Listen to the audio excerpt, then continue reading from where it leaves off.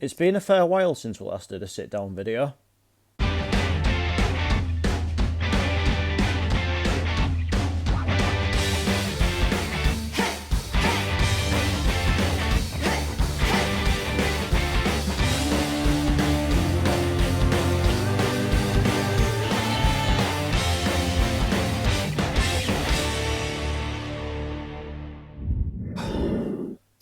Yes, good evening everyone and welcome to a new video on the channel. Now tonight I did say that I was planning on Bradford Park Avenue against Marine, but to tell you the truth, it is absolutely Baltic outside and I really couldn't be arsed with a long trek over to Bradford straight after finishing work and obviously getting back again, what have you. So I just decided to just stay in for tonight. I don't regret my decision whatsoever, but I did also say that if I didn't go to that game, then I would do a reaction to the FA Trophy 5th round draw, which of course took place today. And let's start, as we always do with these kind of things, with my team Gateshead, and we have been handed an away tie to National League Northside Hereford FC.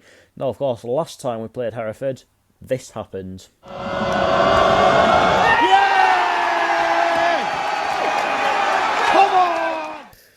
So yeah, many great memories of the last time we played Hereford, but of course this one will be almost completely different from that. Of course, for starters, it's at Edgar Street, so quite a long journey down there for us. But I've got to say, I'm looking forward to it. Did enjoy it last time we was down there. It is a proper ground. Like you do get a real old school feel when you're there, so I think it makes for a really good cup tie. They're doing pretty well in the National League North just now, well in the mix with the playoffs and what have you. And it sounds like on Saturday against Torquay they made a lot of changes, but they still won the game. So we can take absolutely nothing for granted in this one. It's going to be a very tough game, but I think hopefully by then, obviously, like the new players will have had more time to have settled in and what have you. Hopefully, maybe one or two more through the door, and maybe a couple back from injury as well. So hopefully, it'll be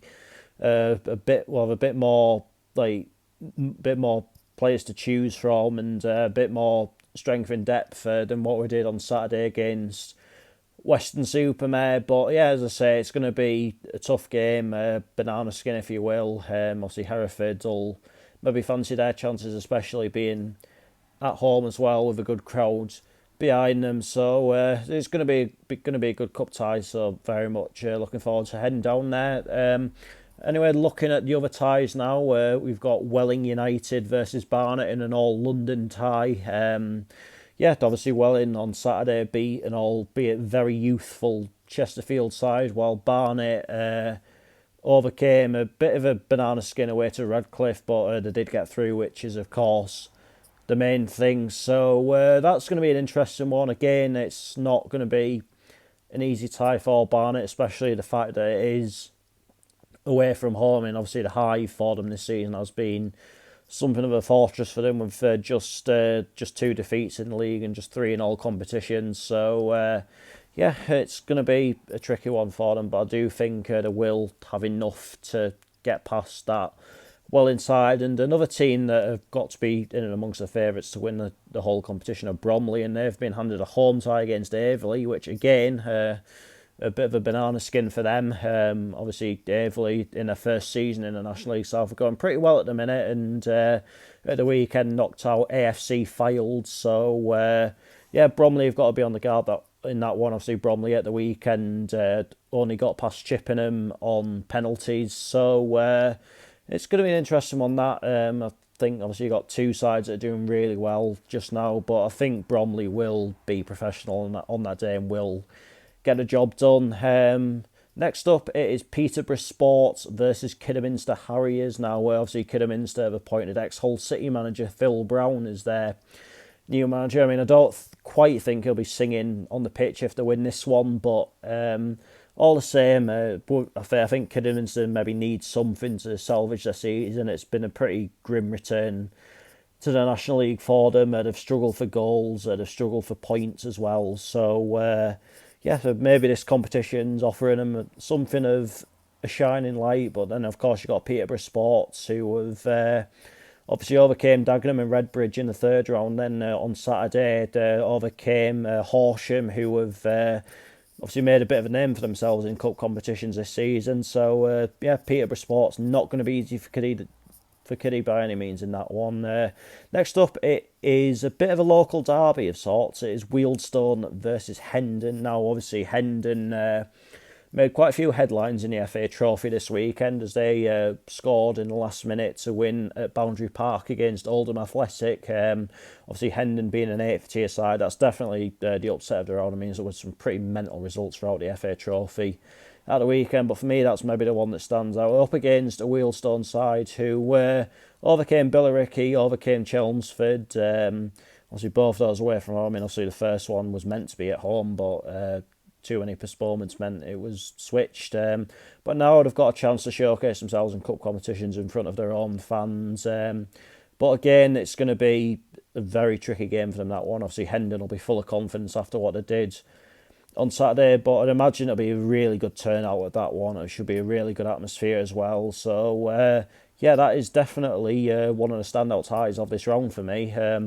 Next up, and the last of the National League sides, obviously there's only 6 National League sides left in the competition and have all avoided each other, and is Chorley versus Solihull Moors. Now, Solihull have been professional so far in this competition. Obviously at the weekend beat Nantwich Town 5-1. Obviously Nantwich put York out in the previous round, so Solihull had to be careful in that one, but they were just relentless, got the job done, and now head to Chorley, which is not going to be an easy game by any stretch. Obviously, Chorley have always been sort of there or thereabouts in and around the playoffs in the National League North, and obviously had a brief stint in the National League. Obviously, were relegated at the end of the season. That was stopped because of the outbreak of COVID. So that's not going to be an easy task for Solihull at all. And obviously, I think as we've maybe said with Hereford and maybe said with Welling and Aveley and what have you, Chorley going to be right up for that one. I think the fact is that Victory Park is a massive help for them. Obviously, in the 2 previous rounds, Chorley have knocked out. Obviously, I think they knocked out Blythe Spartans. I can't really remember who they knocked out in the 3rd round. But then in the 4th round were winners over Hythe Town. So they've overcome Banana Skins, obviously, but obviously they're now the team that are the underdogs. So that's going to be an interesting one. And last 2 ties, you've got Bishop Stortford versus Colville Town. Bishop Stortford, obviously, at the weekend, created quite a lot of headlines with their pretty remarkable 6-1 win over Aldershot Town. So, yeah, they're at home again. We'll fancy their chances against Colville side. And Colville are a name that have appeared quite a bit in terms of cup runs and cup upsets and what have you over the last couple of seasons in both the FA Cup and this competition. At the weekend, were winners over Bath City on penalties. Only got into the 4th round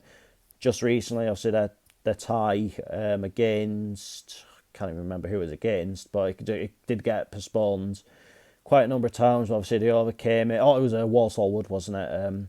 Yeah, so they're now facing a trip to Bishop Stortford, the team controversially in the National League North. But that's going to be a close tie. Obviously, Bishop Stortford are bottom of the National League North, and I don't think they're going to have another result like what they had against Aldershot again. So, yeah, I think that one's a pretty tough one to call. And last but not least, you've got Hampton and Richmond Borough versus Macclesfield FC. Now, obviously, Mac were 5-0 winners over Dorking at the weekend, while Hampton and Richmond put out Hartlepool on penalties, which was another of the standout results from the previous round. That's going to be a close tie, in my opinion. I think, obviously, Macclesfield are a club that maybe next year or the season after you should be seeing in the National League North once again. I know, obviously, in the league at the minute, they've not had things all their own way in as much as they maybe would have liked to. Then you've got Hampton and Richmond, always been pretty solid within the National League South. Had a run to the playoff final a few years ago, so I think the fact it's a home tie for Hampton does help them a lot. I think that if it was at Moss Rose, I'd maybe fear for them a little bit, but I think like that's going to be an open tie. I think it's going to be a tough one to call. So that is a bit of a roundup of the FA Trophy. Who do you think's going to win the competition? Can obviously my team Gateshead get to the final again? I certainly hope so. And obviously I don't think I'd celebrate the semi-final quite so wildly this time because obviously I just want us to do the job in the final above all else. I don't want to be losing at Wembley for a third time. Christ. But then again, obviously you've got Barnet who will be looking to go one better this year. Bromley, who've got experience of getting to the final and winning this competition. Then you could have maybe someone on the outside that you maybe not thinking about so much. So it's still very open, and as it's proven already in this competition this season, there's been some pretty wild results. So it's going to be interesting to see what happens in the fifth round. But that is that for this video, and I'll be back on Thursday night, and the plan is Durham United versus Southmoor, but obviously sub-zero temperatures. I mean, I know it's an artificial pitch at Maiden Castle, but still no guarantees. But if it's off, I will still be back on Thursday, and I'll just have another discussion video about what the plan is going forward for the rest of this season on the channel. So until Thursday, take care, cheers for watching. See you later.